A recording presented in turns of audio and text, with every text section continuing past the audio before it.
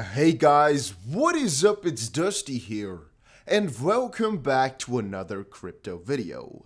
And if you're wondering why I didn't post an update a couple of hours ago like I usually do, it's because YouTube actually restricted me. Yes, YouTube took one of my videos down, and what happens then is that you cannot post for an entire week.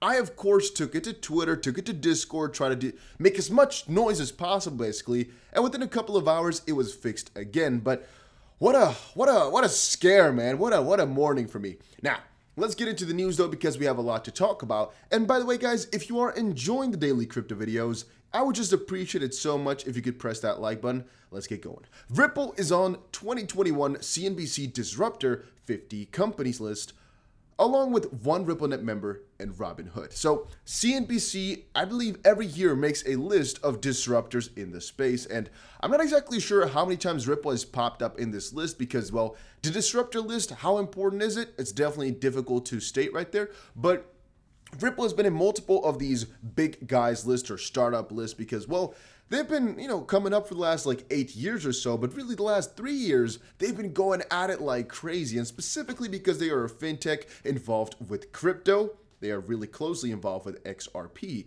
and CBDCs. They're going to become so important, in my opinion, I think so, in the next couple of years that it has to make a lot of these lists that regard payments. You cannot make a list of disruptors in the financial space or the technology space without Ripple inside of it, in my own opinion. So, CNBC has published its 9th annual disruptor list. This year, the list of companies includes Ripple and one of its customers and the Robinhood app. So, it also includes Ripple customer Flutterwave. I'm not sure why they keep mentioning Robinhood, maybe for the SEO. And the list shows private companies that have been growing rapidly in the past year, along with high-tech development despite the global pandemic. Robinhood holds the first place, marked as the Wall Street frenemy. Flutterwave is the 21st for helping African businesses soar, and last year Ripple also made the list to its CNBC list of disruptive businesses. In 2020, however, it occupied the 28th spot for offering a crypto answer to money transfers, and Robinhood was 46th place last year. Ripple now resides in the 38th place, making waves in crypto regulation, and that, in my opinion, is actually really interesting because it has now shifted from Ripple's primary thing being the answer to money transfers in a crypto way to making waves in crypto regulation. And it's actually really true if you start to think about it. Ripple's main objective right now is to get the first properly regulated crypto, but also in some odd way to just make sure that proper regulations come for crypto, at least for XRP, but that of course is a crypto. So if they can get this done, well, I mean, they're logically going to be the example of every single crypto case coming up in the future. Every single one of them. So whatever is happening right now will surely, 100% certainly, set a very good base for crypto regulation in the future, and that's something you should really think about for yourself. Now, again, this is not financial advice whatsoever, but I do think about these specific points sometimes that it's like with XRP, one of the reasons to buy it, in my own opinion once more, is because, well, if Ripple can really get this done, if Ripple can really come out positively from all of this, we're going to literally soar. Once more, my own opinion only. I cannot tell you guys for certain, but that's what I'm thinking. Why? Well, if they're the first properly regulated crypto, if they actually win a lawsuit in a bull market, if they actually are so far down from all-time high in comparison to others, and XRP usually, rises pretty quickly after others have already done that, if everything is just lining up for an XRP push, then if it just pulls through, then, I mean, it's most likely going to happen, right? So I'm definitely quite excited for that and just sitting around here. And that's also, once more, one of the main reasons why I just think that that's a juicy coin to pick up right now, because the risk to reward, in my opinion, is so good. Make sure you understand, though, there's still always going to be risk with crypto, but in this specific case here, we're also just involved in the close process, I guess, of crypto coming up. I'm not exactly sure how I should phrase it. It's just crypto right now is coming up. Regulations are going to be coming regardless, and XRP is one of the coins which is going to witness it directly and as one of the first ones. Then Elon Musk tells us exactly why he chooses Dogecoin over Ethereum, Cardano, IOTA, and others. I've told you guys for a long time right now, I am really involved with DeFi project. At first, I was really skeptical, like most people in the crypto space, I think, because DeFi kind of sounds like a sham, sounds like a scam. After a little while, I just started to look into it, and boom, boom, boom, oh boy, oh boy, oh boy, was I excited about this because, well, decentralized finance wasn't a scam, it is some amazing technology. And of course, that was already a pretty good while ago when I first got introduced to DeFi, but right now I'm very freaking excited about it. And I was pretty interested to see how Elon Musk is actually kind of putting his foot down on most of it. So Dave Lee, yesterday, I think, I'm not sure, maybe it's today, maybe it's yesterday, I'm not sure what the date is, it's the 25th, no, it's today, said, curious, what are your thoughts on Ethereum 2.0, Cardano, Solana, Polkadot, IOTA, and others that are trying to scale with low fees? All of these are platformers, and IOTA, I guess, is the Internet of Things. What makes you choose Doge over them? And I mean, Elon Musk is on a different level altogether. Doge has dogs and memes, whereas the others do not. That's literally his reply to all of it. And it's pretty funny. Dogecoin is widely known for its parabolic rise this year in the wake of Elon Musk's repeated mentions of the canine-themed coin on social media. Musk recently indicated that he is working with Dogecoin developers to improve the system transaction efficiency.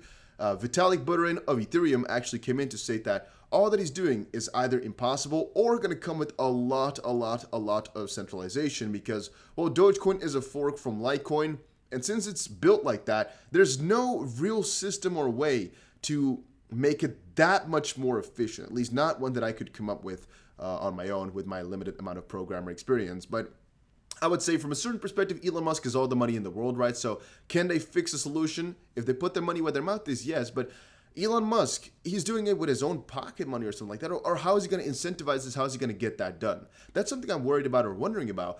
Are he and the Doge developers all doing it because they hold Doge, because they want to improve it? Or did it have some sort of big incentivization? I'm not too involved with Doge anyway, guys. So if you know, you can definitely let me know. But right now, Doge, to quickly check it out, Doge is up about 1% or so. 0.2% or so, not actually doing too much. It's at about 34 cents.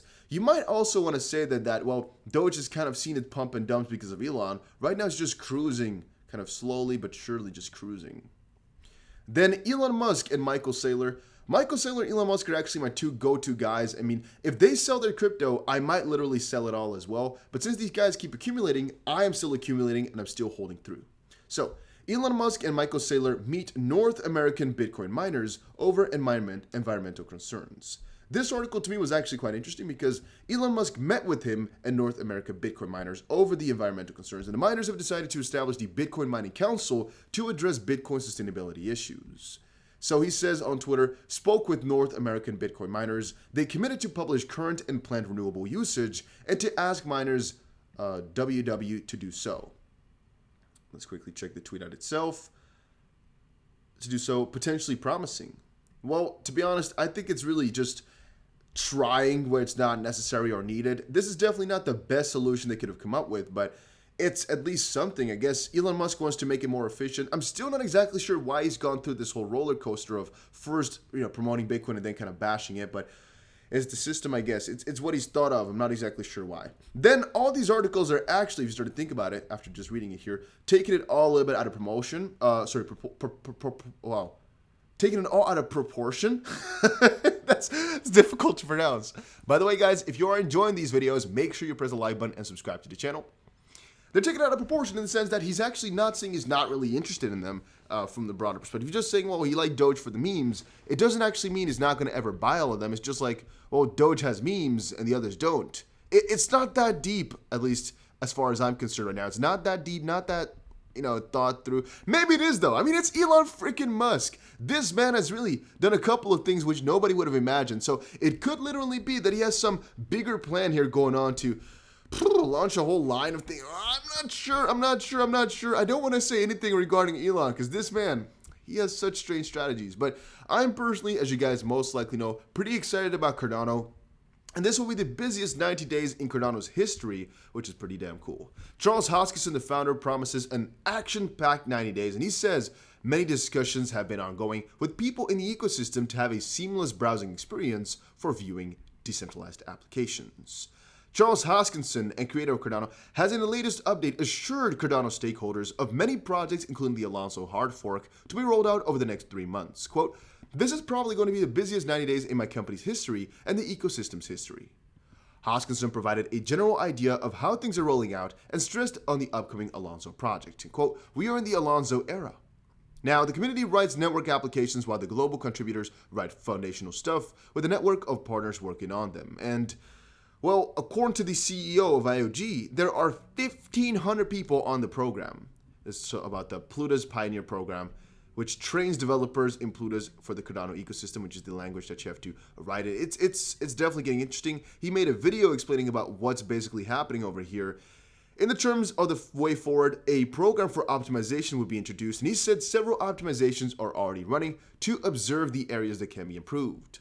60% improvement in performance has already been achieved, and he looks forward to completing this in a 60-day time range. In the next 90 days, the Catalysts program will be set up and will have a group of developers to assist the new model. In addition, they will help people get their applications ready. And for end users, Hoskinson said they will have little to do, maybe just upgrading after receiving notifications of an update. And between the next 60 to 90 days, the company will improve the browser experience. He said that many discussions have been conducted with people in the ecosystem to have a seamless browsing experience for viewing decentralized applications. In the meantime, it needs additional work like writing a new Cardano improvement proposal, and it also requires modifications of the browser interface. Also, there will be a glimpse into the future technology at presentations on Metro and Hydra, which will be made by the end of the month. For now, Metro, Hydra, and Omega are the 3 core components of crypto in the 3rd generation to be competitive, and he pleaded with people not to misinterpret his words in terms of when the Alonso program would be rolled out. Quote, "I'm not saying 90 days after this video, Alonso will be on the mainnet.